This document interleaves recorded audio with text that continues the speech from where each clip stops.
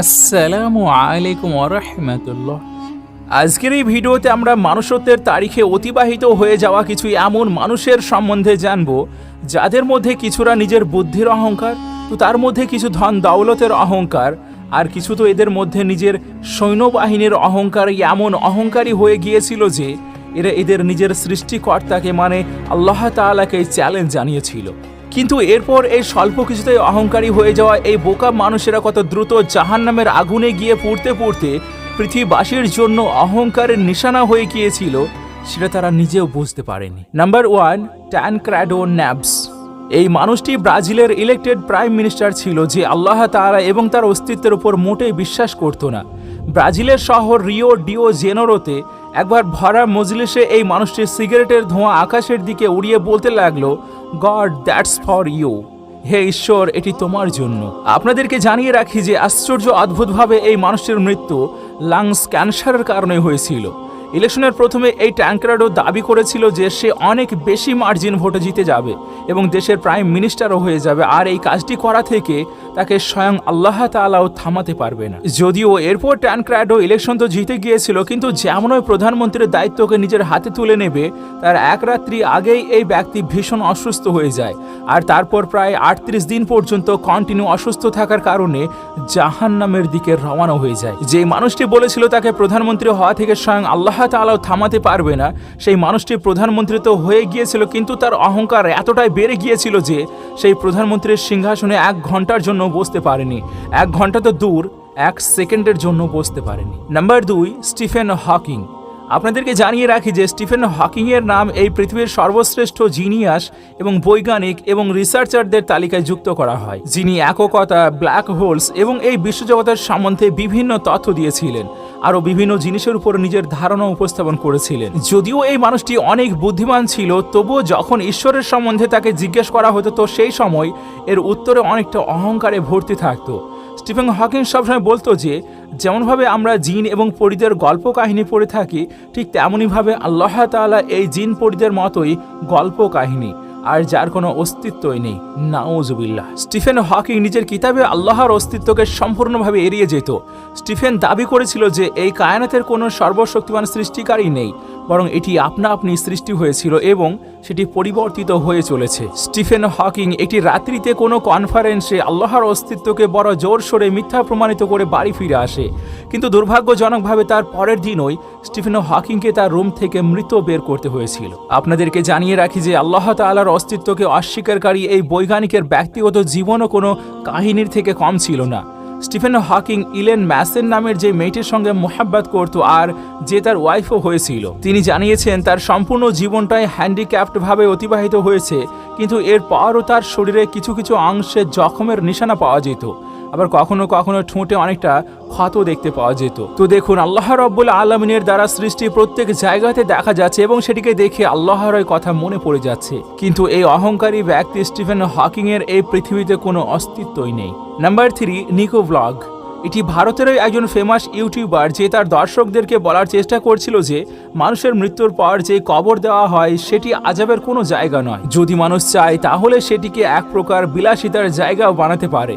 আর Nicco blog এই কথাকে প্রমাণ করার জন্য একটি কবরও তৈরি করে, আর যেই কবরের ভিতরে একজন মানুষের সারভাইভ করার জন্য সব কিছুকে রেখে দেয়, যার মধ্যে এসি, মিউজিক সিস্টেম, পাখা, আরও না জানি কত কিছু উপস্থিত ছিল। তো এই সব কিছু কমপ্লিট হয়ে যাওয়ার পর এই ছেলেটি কবরের ভিতরে 24 ঘন্টা কাটাতে চাইছিল, আর সেই জন্য নিজের বন্ধুকে দিয়ে বাইরে থেকে খাবার অর্ডার করে কবরের ভিতরে একটি পাইপের মধ্য দিয়ে নিয়ে নেয়। কিন্তু যখন সবকিছু ঠিকঠাক হয়ে যায় তার কিছু সময় পরই এই এলাকাটিতে হঠাৎ করে ভীষণ বৃষ্টিপাত এবং ঝড় চলে আসে, আর নিকো ব্লগ এবং তার বন্ধুরা কবরকে যে বিলাসিতার জায়গা মনে করছিল, তো তারাই এখন নিজে একটি আযাবের মধ্যে জড়িয়ে গিয়েছিল, কেননা এই বৃষ্টির পানি কবরের ভিতরে প্রবেশ করতে এরা যে কবরকে বিলাসিতার জায়গা বলছিল সেটি তাদের জন্য আযাবের স্থান হয়ে যায়। তো যাই হোক, যেমন তেমন করে নিকোর বন্ধুরা তাকে কবরের ভিতর থেকে বের করে নিয়ে আসে আর তাকে অসুস্থতার জন্য হসপিটালে ভর্তি করা হয়। এরপর হয়তো নিকো এবং তার বন্ধুরা জেনে গিয়েছে যে কোন জিনিসকে নিয়ে প্র্যাঙ্ক করার প্রয়োজন আর কোন জিনিসকে এড়িয়ে যাওয়া দরকার। Number 4, Thomas Andrew. Thomas Andrew নিজের সময়ের সবচেয়ে বড় শিপ বিল্ডার মানে জাহাজ প্রস্তুতকারক ছিলেন।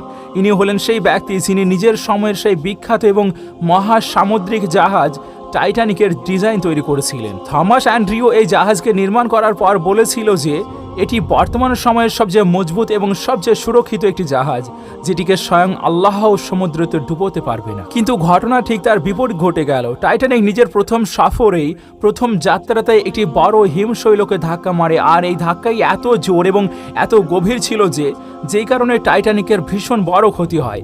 ক্ষতি এতটাই বেশি হয়েছিল যে টাইটানিক সমেত এর সঙ্গে 1500 জন যাত্রী ছিল, তাদেরকেও নিয়ে সমুদ্রের মধ্যে তলিয়ে পড়েছিল। এই দুর্ঘটনা এমন ছিল যে বড় বড় কোটিপতিরাই বেশি প্রাণ হারিয়েছিল, কারণ গরিবদের জন্য এই জাহাজে কোনো স্থানই ছিল না। আর সেই সঙ্গে থমাস অ্যান্ড্রিউ দাবি করেছিল যে এটি খোদা তাআলাও ডুবাতে পারবে না। সেই থমাস অ্যান্ড্রিউ এই জাহাজের সঙ্গে সমুদ্রতে বিলীন হয়ে যায়, এদূর পর্যন্ত যে এই হতভাগার লাশকে পর্যন্ত মানুষ খুঁজে পায়নি। নাম্বার 5, নমরুদ। নমরুদ হলো সেই শক্তিশালী বাদশাহ যে এই সম্পূর্ণ পৃথিবীর উপর রাজত্ব করেছিল। রেওয়ায়তে এসেছে 4 বাদশাহ সম্পূর্ণ পৃথিবীর উপর রাজত্ব করেছিল, তার মধ্যে 2 জন কাফের এবং 2 জন মুসলমান। তো সেই 2 জন কাফেরের মধ্যে একজন হলো নমরুদ। নমরুদ একজন এমন বাদশাহ ছিল যে নিজেকে খোদা তাআলার দাবি করেছিল, সেই সঙ্গে নিজের প্রজাদেরকে নিজের ইবাদত করার জন্য বলতো। যখন হযরত ইব্রাহিম আলাইহিস সালাম নমরুদকে ঈমান নিয়ে আসার জন্য দাওয়াত দেয়, তখন অহংকারী ভরা মন নিয়ে এই নমরুদ বলেছিল, ইব্রাহিম, তুমি তোমার আল্লাহকে বলো আমার সঙ্গে মোকাবিলা করার জন্য তার কোনো বড় ফৌজ পাঠিয়ে দেয়, কোনো পয়গম্বরের প্রয়োজন নেই। আপনাদেরকে জানিয়ে রাখি যে এই নমরুদ হলো সেই বাদশাহ যে ইব্রাহিম আলাইহিস সালামকে জ্বলন্ত অগ্নিকুণ্ডে নিক্ষেপ করেছিল। কিন্তু ইব্রাহিম আলাইহিস সালামকে স্বয়ং আল্লাহ তাআলা নিজের বিশেষ অনুগ্রহে সুরক্ষিত করে নিয়েছিলেন। তো যাই হোক, নমরুদের এমন অহংকার ভরা কথার কারণে আল্লাহ রাব্বুল আলামিন নিজের ফৌজ হিসাবে একটি ছোট্ট মশার বাহিনীকে পাঠিয়ে দেয়। আর যে মশারা শুধুমাত্র এই সৈন্যবাহিনীর রক্তকে শুষে নেয়নি, বরং তাদের হাড় থেকে মাংসকে পর্যন্ত তুলে নিয়েছিল। আর এই মশার মধ্যে একটি ছোট্ট মশা নমরুদের নাকের ভিতর দিয়ে তার মস্তিষ্কের ভিতরে প্রবেশ করে যায়। আর যে মশাটি নমরুদকে একটা লম্বা সময় পর্যন্ত কষ্টতে রেখেছিল। কষ্ট এমন ছিল যে এই বাদশাহ নিজের মাথাকে দেওয়ালে মারতে লাগতো, আর প্রজাদেরকে বলতো তার মাথার উপর যেন জুতোর বাড়ি মারতে। আর আল্লাহর কুদরত এমন, যেমনই তার মাথাতে জুতো মারা হতো তখন গিয়ে এর মাথা শান্তি হতো। এই কায়নাতের রবকে চ্যালেঞ্জ জানানো এই নমরুদ সেই তার পাঠানো একটি ছোট্ট ফৌজের, একটি ছোট্ট সেনাবাহিনীর আঘাতে ঘায়েল হয়ে যায়। তারপর যেই মানুষেরা একটা সময় নমরুদের সামনে মাথা ঝোঁকাতো, সেই মানুষেরাই নমরুদের মাথাতে চপ্পলের বাড়ি মারতে লাগলো। আর কয়েক বছর পর্যন্ত এই কষ্ট প্রতিনিয়ত থাকার পর এমন অবস্থাতেই এই বাদশাহ নমরুদের মৃত্যু হয়ে যায়। নাম্বার 6, আব্রাহা। 570 খ্রিস্টাব্দে ইয়ামান দেশে একজন শক্তিশালী এবং অহংকারী বাদশাহ আব্রাহার শাসন ছিল। আব্রাহা মাসেহি মানে খ্রিস্ট ধর্মতে বিশ্বাসী ছিল। এমনকি ইয়ামানের শহর সানাতে একটি খুব সুন্দর ইবাদতখানাও তৈরি করিয়েছিল। কিন্তু আব্রাহার দ্বারা বানানো এই ইমারত সেই সম্মান পায়নি যেটি আরবের শহর মক্কাতে অবস্থিত কাবা পেয়েছিল। তো এমনই অহংকারে ডুবে থাকা এই বাদশাহ নিজের একটি হাতির সৈন্যবাহিনী নিয়ে মক্কার উপরে আক্রমণ করতে আসে। আব্রাহার এই লস্করের ঘোড়ার সঙ্গে সঙ্গে হাতিও যুক্ত ছিল, আর যা আরববাসীর জন্য এটি অজানা এবং ভয়ানক জিনিস ছিল। আপনাদেরকে জানিয়ে রাখি যে সেই সময়কার আরব বিভিন্ন কাবিলাতে বিভক্ত হয়েছিল, আর এই বিভক্তদের মধ্যে কোনো কাবিলাই এমন ছিল না যে আব্রাহার মোকাবিলা করতে পারত।